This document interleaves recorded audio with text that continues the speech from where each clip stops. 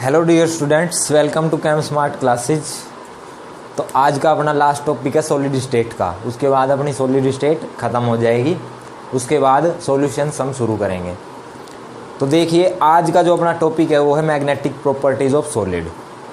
तो magnetic properties of solid है, उसको आपके सिलेबस के अकॉर्डिंग 5 टाइप से क्लासीफाई किया गया है। तो आइए अब हम उनको देखते हैं कौन कौन से 5 टाइप हैं।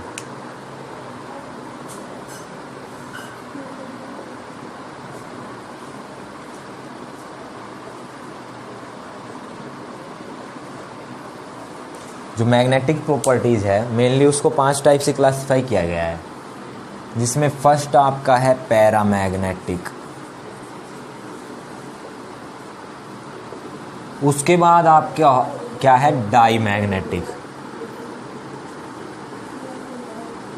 थर्ड है आपका फेरोमैग्नेटिक।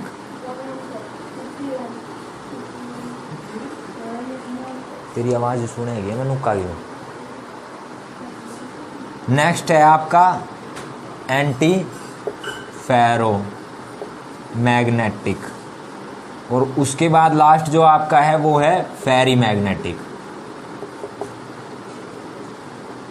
तो ये 5 टाइप है जो आज हमने पढ़नी है।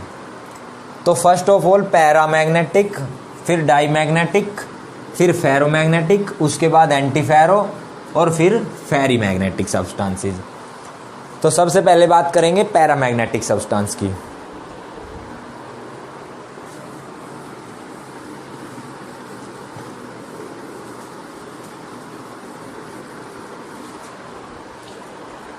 तो देखो, पैरामैग्नेटिक पहला जो है पैरामैग्नेटिक सब्सटेंसेस।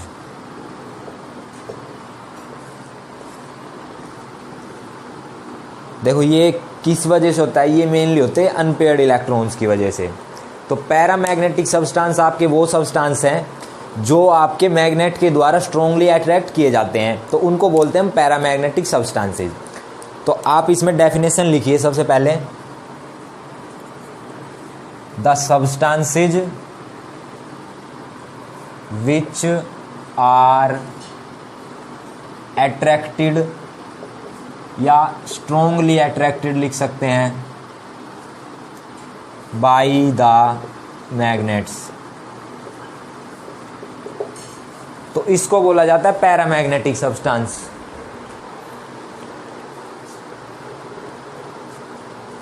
और ये किस वजह से होते हैं? This is due to unpaired electrons. इसमें आप ये अट्रैक्टेड ही लिख लीजिए, ठीक है। तो वो सब्सटेंस जो मैग्नेट के द्वारा अट्रैक्ट किए जाते हैं उनको बोलते हैं पैरामैग्नेटिक सब्सटेंसेस। और ये मेनली इनका रीजन क्या है? तो अनपेयर्ड इलेक्ट्रॉन्स हैं। तो ऑप्शन में पूछा जा सकता है कि पैरामैग्नेटिक फिनोमिना है या पैरामैग्नेटिज्म है वो आपका किस वजह से होता है? तो ड्यू टू अनपेयर्ड इलेक्ट्रॉन्स, ठीक है। तो ये जो सब्सटेंस होते हैं इनको बोलते हैं पैरामैग्नेटिक सब्सटेंसेस। और जो ये फिनोमिना होता है पूरा, इसको बोला जाता है पैरामैग्नेटिज्म। तो आपने याद रखना है। इसमें आप एग्जाम्पल की बात करते हैं तो इसमें आप एग्जाम्पल ले सकते हैं Fe3 पॉजिटिव, Cr3 पॉजिटिव और कॉपर 2 पॉजिटिव। तो आपके पास ये 3 एग्जाम्पल हो सकते हैं इसमें। इसके बाद देखो, आपसे कई कंपटीशन एग्जाम में ये पूछा जाता है कि O2 है, ये आपका इसका नेचर कैसा है? उसमें आपको 3 ऑप्शन 4 ऑप्शन मिलेंगे, पैरा, फेरो, फेरी, एंटी फेरो, डाईमैग्नेटिक। तो जो आपका ऑक्सीजन O2 है वो आपका कैसा होता है? वो आपका इसी कैटेगरी का है, पैरा मैग्नेटिक। तो ये आप लिख लीजिए स्टार लगा के, ठीक है। तो ये है आपका पैरामैग्नेटिक। इसके बाद इसी तरह के कुछ होते हैं जो होते हैं डाईमैग्नेटिक। डाईमैग्नेटिक आपके क्या होते हैं? ये तो देखो, जो अट्रैक्ट होते हैं वो पैरामैग्नेटिक, जो आपके रिपेल होते हैं या आप बोल सकते हैं आपके जो ना अट्रैक्ट हो ना रिपेल हो उनको बोला जाता है डाईमैग्नेटिक सब्सटेंस। तो सेकंड देखते हैं अब हम डाईमैग्नेटिक।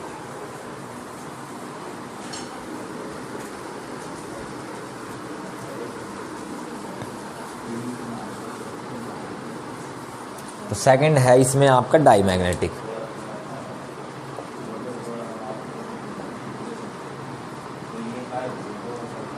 तो देखो डाई मैग्नेटिक सब्सटेंस क्या होते हैं, वो सब्सटेंस आपके which neither attracted nor repelled, which is neither attracted nor repel by the magnet. तो ये आपके होते हैं डाई मैग्नेटिक सब्सटेंस। इनका रीजन मेनली क्या होता है, जैसे पैरा का होता है आपके अनपेयर्ड इलेक्ट्रॉन्स, और डाई मैग्नेटिक के आपका जो रीजन बोल सकते हैं आप, वो आप क्या बोलेंगे, तो डाई मैग्नेटिक का रीजन आपका बोल सकते हैं this is due to paired electrons.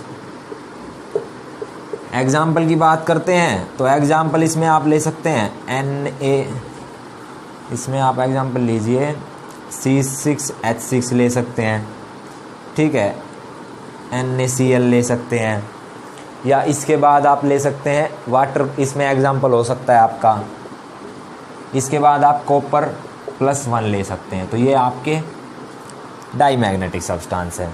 अब देखो उसमें हमने दिया था Fe3 पॉजिटिव पैरा में, ये Fe3 पॉजिटिव पैरा और Cu positive diamagnetic substances. तो अब हम इनको देखते हैं कि इनको हम एक्सप्लेन कैसे कर सकते हैं। तो देखो क्या होता है,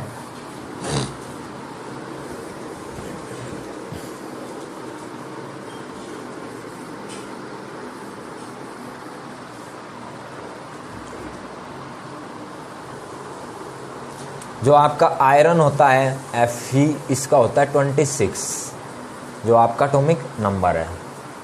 तो कन्फिग्रेशन की अगर हम बात करते हैं तो ये होती है 3d6 4s2, सही है इतनी बात।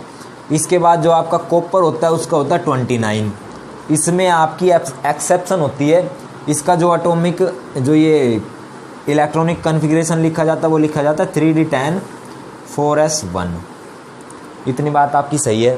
तो ये पैरा और ये, अब इसके बाद देखो जो आपका Fe3 पॉजिटिव है, 3 पॉजिटिव का मतलब ये है कि आपके 3 इलेक्ट्रॉन निकल चुके हैं। 3 इलेक्ट्रॉन निकलना मतलब कन्फिग्रेशन आपकी क्या हो जाएगी, 2 तो ये निकलेंगे, एक इससे 3d5, सही है इतनी बात।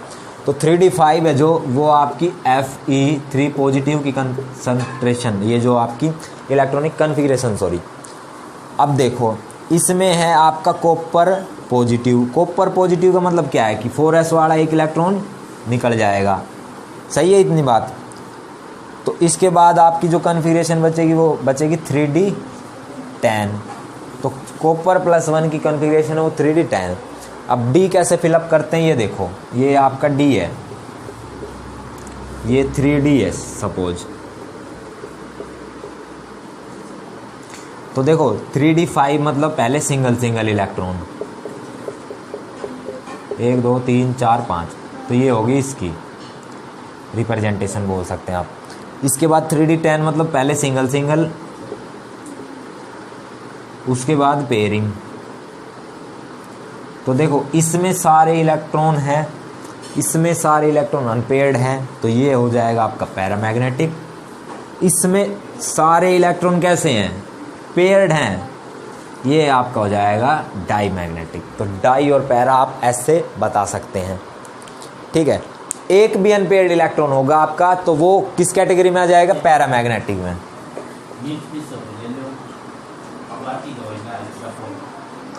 इतनी बात सही है। तो हमने 2 सब्सटेंस देख लिए हैं, डाई और पैरा। ये आपको ये कॉन्सेप्ट अच्छे से समझ में आ गया होगा। इसके बाद अब हमें देखना है फेरोमैग्नेटिक सब्सटेंस। तो तीसरी जो टाइप है वो है आपकी फेरोमैग्नेटिक। फेरोमैग्नेटिक देखने से पहले आपको एक छोटा सा कंसेप्ट है डोमेन्स का।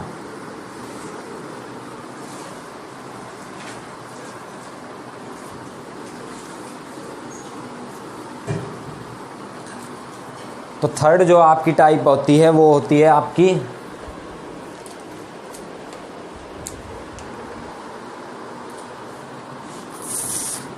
थर्ड जो है वो होती है फेरो मैग्नेटिक सब्सटेंसेस। हाँ एक बात और, अगर वो आपसे ये पूछे जैसे डाई पैरा फेरो सब्सटेंस है तो आपने डेफिनेशन देख के एक एग्जाम्पल दो एग्जाम्पल देख के छोड़ देना है। अगर वो पूछे फेरो मैग्नेटिज्म क्या होता है, डाई मैग्नेटिज्म क्या होता है, पैरा मैग्नेटिज्म क्या होता है, उसके बाद आपने एक छोटी सी लाइन लिखनी है, ये डेफिनेशन लिखनी है, उसके बाद आपने एग्जाम्पल देना है। एग्जाम्पल देने के बाद आप क्या करेंगे, एग्जाम्पल देने के बाद आप ये करेंगे कि उसके बाद एक छोटी सी लाइन लिख देंगे कि this process is known as diamagnetism, paramagnetism या फेरो फेरी जो भी है आपका वो लिख देंगे। सही है इतनी बात। तो देखो इससे पहले आपको एक डोमेन का कॉन्सेप्ट पता होना चाहिए। डोमेन आपकी क्या होती है, तो देखो इससे पहले आपको डोमेन का कॉन्सेप्ट पता होना चाहिए कि डोमेन्स क्या होती है। डोमेन आपकी एक मेटल आयंस का एक ग्रुप है जिसकी मैग्नेटिक मोमेंट होती है एक अपना एक छोटा सा रीजन उसके अंदर, तो वो आपकी डोमेन होती है। तो डोमेन में आप क्या लिखेंगे, it is a group of metal ions having magnetic moment in a small region. सही है, तो ये डोमेन होती है आपकी। अब देखो डोमेन, ये आपकी डोमेन होगी। तो फेरोमैग्नेटिक सब्सटेंस में आपका होता क्या है कि जब तक आप मैग्नेटिक फील्ड अप्लाई नहीं करते हैं उस केस में जो आपकी ये डोमेन्स कुछ इस टाइप से होती है, ये है, ये डोमेन्स आपकी ऐसे ही पड़ी हैं, कोई उल्टी कोई सीधी कोई कैसे कोई कैसे, ये आपकी डोमेन्स ऐसे। ये है इन the absence of magnetic field, in the absence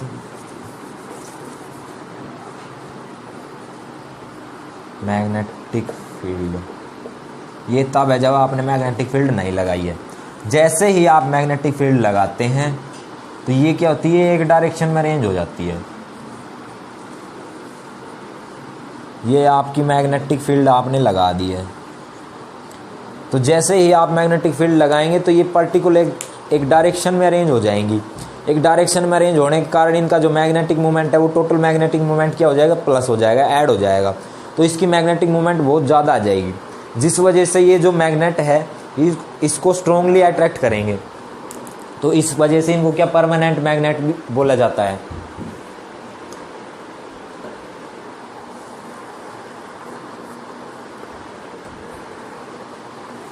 तो इसमें आप डेफिनेशन में कुछ दो चार बातें वो लिख लीजिए, इतना आप नोट कर लीजिए, उसके बाद इसको हम इरेज कर देते हैं।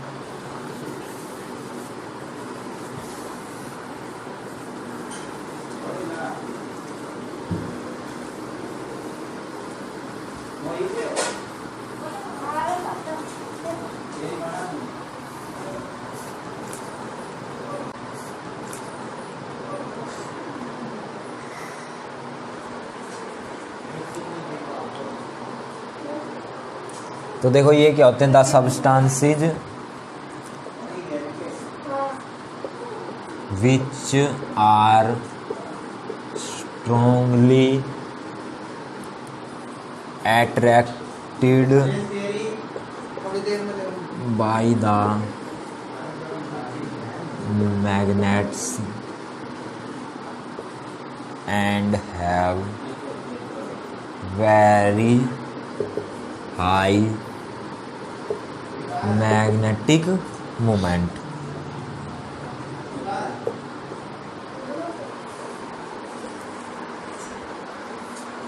Very high magnetic moment due to the arrangement of all the domains in the same direction. Diagram आपको बता दिया था पहले, कुछ इस टाइप का बनेगा।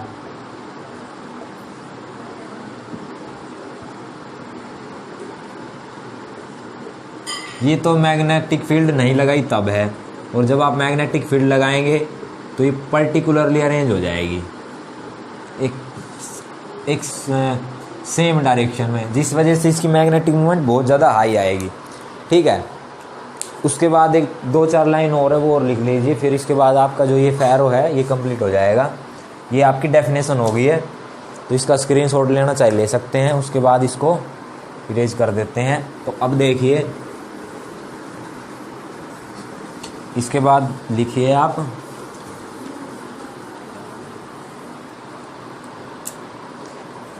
इन the absence of magnetic field the domains are randomly arranged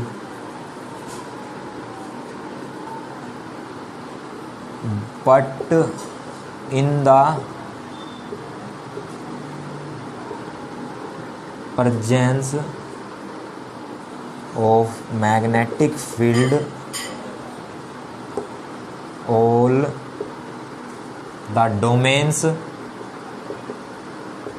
are arranged in the same direction। तो ये आपका फेरोमैग्नेटिक सब्सटेंस का जो फिनोमिना है वो ये है, इसको बोलते हैं फेरोमैग्नेटिज्म सॉरी। तो ये आपका ये इम्पोर्टेंट है पैरा और डाई से, ये आपका सबसे ज़्यादा इम्पोर्टेंट है, इससे आपका क्वेश्चन बन सकता है बिल्कुल आपके एग्जाम में। और हाँ, एक दूसरी बात ये कि वो आपसे ये भी पूछ सकता है कि मैग्नेटिक मोमेंट जो है इनकी वो बहुत ज़्यादा हाई क्यों रहती है। ठीक है, तो आप इसमें लिख सकते हैं, एग्जाम्पल के लिए आप लिख सकते हैं iron, cobalt, nickel, CrO2 example आप लिख सकते हैं, निकिल, कोबाल्ट, आयरन, CrO2, ये आपके सारे एग्जाम्पल हो जाएंगे। दूसरा, इनको परमानेंट मैग्नेट भी बोला जा सकता है, परमानेंट मैग्नेट। तो सही है इतनी बात, ये आपका फेरोमैग्नेटिक सब्सटेंस हुआ ख़त्म। इसके बाद 2 छोटे छोटे टॉपिक और हैं, उसके बाद अपनी सॉलिड स्टेट यूनिट ख़त्म। इसके बाद है अपना एंटी फेरो, जैसा इसका नाम बता रहा है, फेरो का उल्टा एंटी फेरो। इसमें क्या होगा, इसमें देखो क्या होता है मेनली, अब आपको डोमेन की नॉलेज अच्छे से हो गई मान लो, तो डोमेन इसमें क्या थी, एक पर्टिकुलर डायरेक्शन में यानी सेम डायरेक्शन में। इसमें देखो क्या होगा, मैग्नेटिक मोमेंट है जो मैग्नेटिक मोमेंट है जो इन सब्सटेंस की होगी 0। क्यों? क्योंकि इन the absence of magnetic field, magnetic field की एब्सेंस में ये क्या है, ये कुछ इस तरह से है मान लो। जब आप मैग्नेटिक फील्ड लगाएंगे तो इसमें क्या होगा, इसमें ये ऐसे होंगी, यानी कि आप बोल सकते हैं domains are arranged in equal number, यानी कि देखो ये 2 पैरेलल हैं, ये 2 एंटी पैरेलल हैं। तो इसमें आप क्या लिख सकते हैं, इसमें आप ये लिख सकते हैं कि in the presence of magnetic field domains are arranged in opposite direction. तो मैग्नेटिक फील्ड की प्रेजेंस में जो डोमेन्स है, domains are arranged in opposite direction in equal number. सही है, जब इक्वल नंबर में होंगी तो ये इसको कैंसिल कर देगी, इसकी मैग्नेटिक मूवमेंट इसको, तो ओवरऑल मैग्नेटिक मूवमेंट 0। तो क्वेश्चन आपका ये भी आ सकता है कि जो ये आपके एंटी फेरो हैं, एंटी फेरो सब्सटेंस की जो मैग्नेटिक मूवमेंट है वो 0 क्यों होती है। तो आप इसमें ये लिख सकते हैं, इसमें आप एग्जाम्पल Mn2O3 ले सकते हैं, ठीक है, और MnO2, तो ये आपके दो एग्जाम्पल हो गए। ये हो गया आपका एंटी फेरोमैग्नेटिक सब्सटेंसेस, और इस फिनोमिना को बोला जाता है एंटी फेरोमैग्नेटिज्म। इसके बाद लास्ट है आपका जिसको बोला जाता है फेरीमैग्नेटिज्म।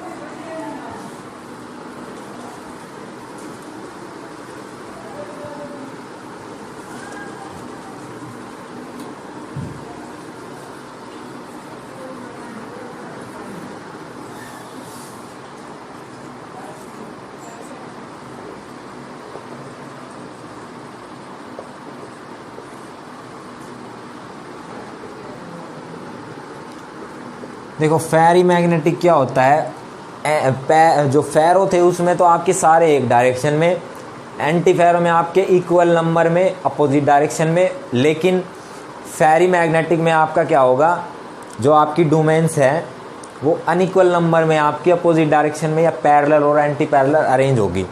तो domains are arranged in parallel and antiparallel in unequal number in the presence of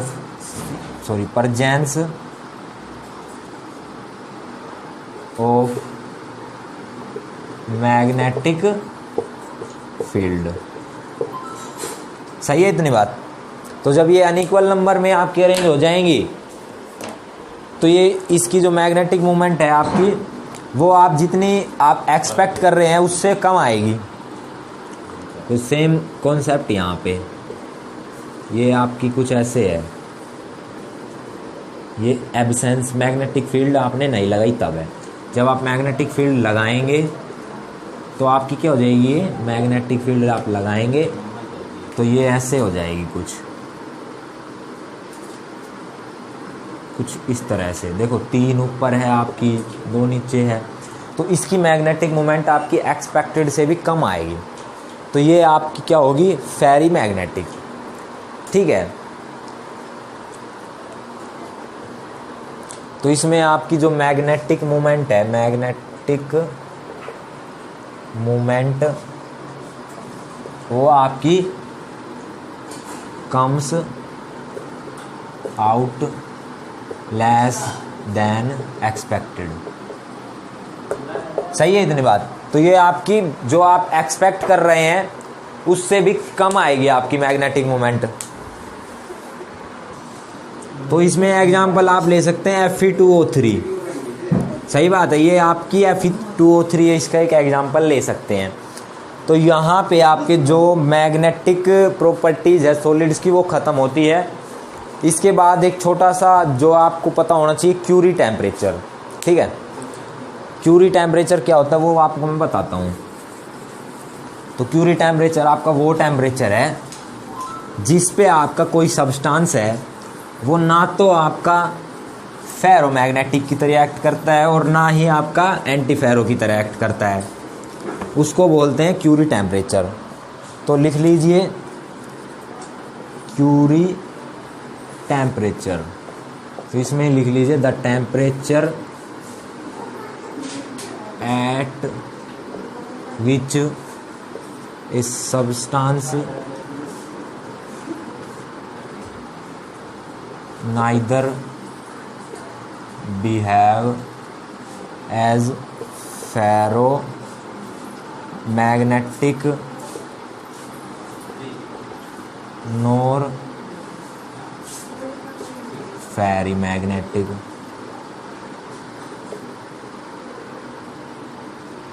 but becomes paramagnetic।